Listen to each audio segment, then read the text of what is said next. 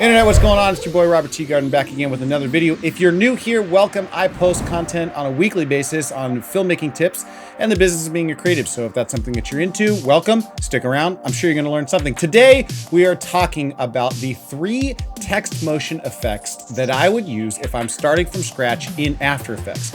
I'm going to walk you through the most common reveals that I use. They're simple, but they're really effective, and they're going to up your game in terms of the client deliverables that you can have. Without further ado, let's pop on into After Effects and I'll show you exactly what I'm talking about. So here we have a blank composition in After Effects. All I did was simply right click, hit new composition in 4K, and then I added a layer by going into the composition itself, going up here to layer, new, solid. And so what you're seeing here is this solid layer here. Now, all text layers also show up as this red hue. So if I kind of click on this text effect or hit Command T and I type out something, you'll see that these 2 layers are exactly the same thing. I want to make that a little bit easier to read, so I'm going to click on that and make it aqua because aqua's fun, and I just tend to like that color. So now we have our solid, which would be easier to keep track of. And now I want to do something that is just a simple opacity fade. So a simple opacity fade. So what I'm going to do is I'm going to go up to text again. I'm actually going to make my text black. I click on that thing to make it black here, and I'm going to change my text over here to something that's kind of cool and kind of easy. Let's go to something like Dagny Pro, but we want to go Dagny black italic. Cool. Now let's write out opacity. Okay, cool. I actually think that we could make this a little bigger, and there's 2 ways to do that. I can either hit S on my keyboard and I can scale the opacity this way, or I can go back over to the pixels and scale it that way. Either one will suffice for what we're doing here, but that seems like a decent size that we can make it. Now, if you'll notice, we also have another thing that's going on here too, which is that it's kind of floating around in the center of our composition. If we go up here to align, and if you don't have any of these things, you can always go to window and start to add all of these different things that are going on here. But I have align selected here. Once I select my text layer, you'll see that these things now pop up as white. I'm going to align horizontally, and I'm also going to align vertically. So now I have my text layer in the center of my composition, and we're going to add a simple opacity fade, right? So it basically looks like, you know, fading from black, or putting some type of crossfade on the end of your sequence or your footage in Premiere. It's going to do the same thing, only we're going to control how fast and slow the thing looks. So first thing I'm gonna do is I'm gonna click on my layer here. I'm going to hit T on my keyboard, which brings up the opacity right here. I'm gonna set a keyframe at the beginning, hitting that little stopwatch. And you'll notice if I kind of move my cursor, there's a keyframe that's here. I'm gonna go ahead and go forward. Let's see, 1, 2, 3, 4, 5, 6, 7, 8, 9, 10 frames. Or if I want to do it slick like, I can just hit Shift Command or Shift Control on a PC and go my arrow over, and that's automatically going to give me 10 frames. I'm going to put a keyframe there. Now, the easy way for me to do this is that I just click back to my previous keyframe, drop this opacity to 0. If I play that through, we're going to see a nice fade up. Boom, there you go. Opacity is faded up. Let's do it again. Let's just one more time for shits and giggles, because 3rd time's the charms, babes. Boom. Now that's pretty cool. And sometimes that's all we need. And most of the time that's going to suffice for what you're doing. That's a simple way of doing a text reveal. However, we could kind of do this a little bit better, right? Let's see if we can't add something that makes it just, I don't know, like, you know, just the spice of life a little bit. This thing is actually a little too short, so I'm going to bring this over. So now we have a fade that kind of comes in a little bit more, right? But it seems like it's too static. When we talk about kinetic text, it really is trying to emulate what type of motion we see. And rarely do we see just like this linear fade in life. There's also kind of, I don't know, something called inertia. So we want to kind of put some inertia in our text. So what I'm going to do is I'm going to highlight, click on both of these things. So I click on one keyframe, shift click on the other. I'm going to hit F9 to have easy ease, and that might just be our answer right there. Easy ease kind of pushes things in and out and makes it fade up just a little bit easier, right? So that's actually a really big improvement for what we had. right, here we go. I'm going to take it off so we can see it again. Just a little more aggressive. If we hit easy ease, we'll go back.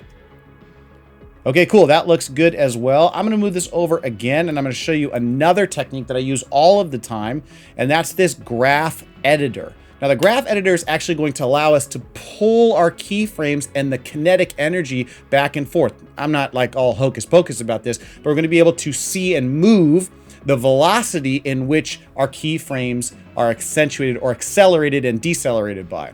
Now, if you look down here, you'll see that that's the curve that we have. It's kind of a simple S curve or a sine curve, but with these Bezier handles, I can control how fast or slow each side of the animation goes. Now, I used to get confused about this, but the higher this curve is, the faster it's going to move on the front end of the animation. The lower this curve is, the faster it's going to move on the back end of this animation. So let's move it, because what I prefer is to have it move quicker in the front end of the animation and slow down as it kind of scoots in, almost like you're braking or decelerating in a car, right? So now that we have this, you can see the difference. Whoop, it kind of pops up real fast, right? Whoop, it's just right at the top, but that's just a little too fast for me. Let's bring the speed down just a little bit. Oops, we went too far there. Let's bring that speed down just a little bit. Come on, buddy, don't go crazy on me here. Whoop, and then we see the lasting animation of this. It actually becomes more accentuated if we drag that keyframe out. All right, and we'll kind of pull this here, pull this down again. Okay, cool, here we go.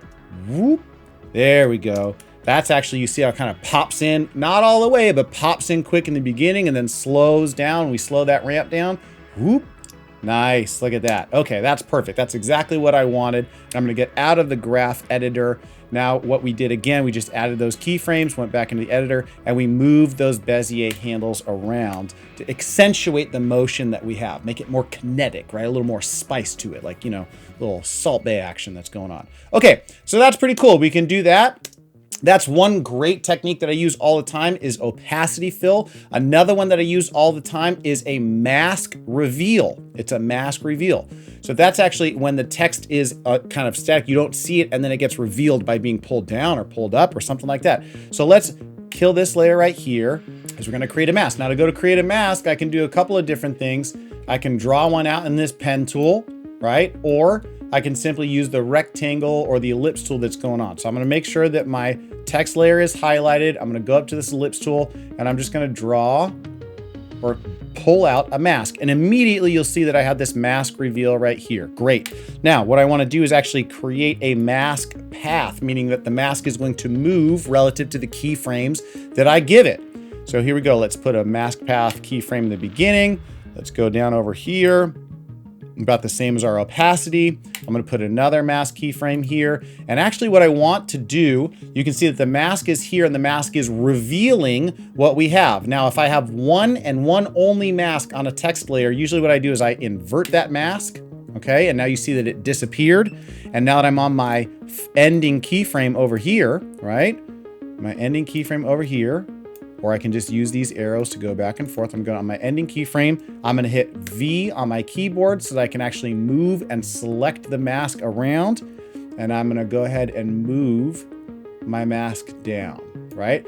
Another great way or great tip is if I click on my mask and hit shift as I pull it down, it won't walk side to side. It'll just go up and down, which is a really great tip as long as you want to move your mask vertically in a line rather than having it move all over the place. Tip I use all the time. Cool. So now if we just watch this back, you'll see that the mask reveals our text layer very nicely, but it's again, just a linear mask. There's really nothing that's kind of moving it around with any type of kinetic energy. If we just go ahead and click here, we can see that we have now some keyframes that move it a little bit easier. It's actually taking a lot longer than I want it to, so I'm going to shorten this thing a little bit here. Let's go see what I got. 20 frames should probably do it. Boopity boop. Let's try that again. That's nice. There we go. Okay. But I also had this weird kind of like gradient of what's going on, and I don't necessarily like that. So what I want to do is I want to add motion blur. I want to add motion blur. And now you see if I click on this little guy right here, this kind of blur thing, it's going to enable motion blur at the same time. And now you'll see I kind of smoothed out that like jittery reveal right there. That's pretty cool. And then I can also kind of feather that mask just a little bit. So you can see that there's a nice like little gradient edge that's happening as it's being revealed. Now that's cool. If we wanted to, we can go back in and do that graph editor and kind of spice it up a little bit more. All that stuff looks great. But really, if I'm being honest, everything kind of comes together nicely when you start to combine multiple techniques, multiple simple techniques to be able to give us a reveal that looks amazing. So now let's duplicate this one more time. And this time I'm actually going to keep my opacity. Excuse me. Now this time I'm actually going to keep my mask because I want to have that one too, but I'm also going to add, by hitting Shift and T, I'm going to add an opacity down here, right? So let's add some keyframes in here, same type of keyframes relative to where my mask is. And then the last thing I'm going to do is add a scale by hitting Shift and S. And what this is going to do, it's going to allow us to add some size to our reveal at the same time. And I think you're really gonna love this one. This one's really nice. Okay, so if I turn off or invert the mask just so I can see what's going on here, when you add these types of, position, scale, opacity effects along with the mask reveal, just remember a little bit goes a long way. If you kind of overdo these things, it becomes a little corny and it definitely doesn't look professional. So we don't want to overdo the scale or overdo the position or the opacity, just a little bit of what we need, right? So I'm actually going to take this down, let's say to about 85. And what we see is that it's actually moving from this corner right here. I don't want that. I want it to scale in from the center, not the bottom left-hand corner. So I'm going to hit Y on my keyboard. Okay, and that's going to bring up the pan behind tool. And I'm going to take this little guy right here and I'm going to put it in the center of our text layer. Okay, I'm gonna put it in the center of our text layer. And so now what we're doing as we move that, we're scaling up from the center, not the bottom corner. You can move that thing, the pan behind tool, wherever you want to, but the center seems to be where I want it. So I'm going from 85% there. And now my opacity also, because we have our mask that's revealing it, I don't need a ton on the opacity either. So I'm gonna drop opacity to, let's just try about 75% and we'll see what we like. Now remember, I gotta turn my mask inverted again. And so as we move here, whoop, you're gonna see it scaling up, right? So that adds just a little bit of kind of a, I don't know, pizzazz. I couldn't think of another word, pizzazz. I mean, maybe you use pizzazz. It's fun to say. Why don't we keep going with pizzazz, right? So here we go, some pizzazz up there. Now we have a little bit more motion that's going on. We have a text reveal along with opacity. And it just looks like something that's a little more usable. But here's what I actually want to do. Remember, now we're combining multiple effects to give the same thing. So I'm gonna go ahead and I'm gonna use the F9 tool again. I'm gonna go into my graph editor for my scale. And I want my scale to start to creep up, similar to before. So I'm gonna load the front side, the front Bezier handle over here. Whoop. Okay, let's actually move this over just a little bit more. Whoop. Okay, so this is going well. And now what I need to do is I actually need to go back and I need to shorten the distance of my mask reveal so that I have the ability to have more of my text motion popping up. Now this is starting to look really smooth. It's subtle, but it's very smooth and nice. Whoop, here we go, cool. And the last thing I'm gonna do is I'm actually going to increase the distance or the keyframe, the time that it takes for that opacity to come in full strength. I'm gonna go back home to the beginning of my composition. Nice. Okay, actually I wanna go a little bit more in terms of how far down my opacity goes to 60%. Whoop, nice. I like that a lot. Here we go. Let's give it a little bit more time to render, shall we? Hit our endpoint there.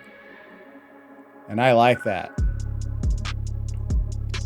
Now, as you guys can see, we didn't do anything that's overly complicated here. We didn't write any formulas, no external plugin effects. We just took very simple native effects, opacity, scale, masks, and we tweaked them to make subtle yet very valuable things to add into your projects. Now, if you like this thing, make sure you check out this video, which is how to take things like these and replace them across your entire project in Premiere Pro. And if you haven't already, ring that bell for post notifications, hit the subscribe button. And if you like the damn video, like the damn video. This is Robert Teegarden with another video in the can, ladies and germs. I'll see you in the next one. Peace.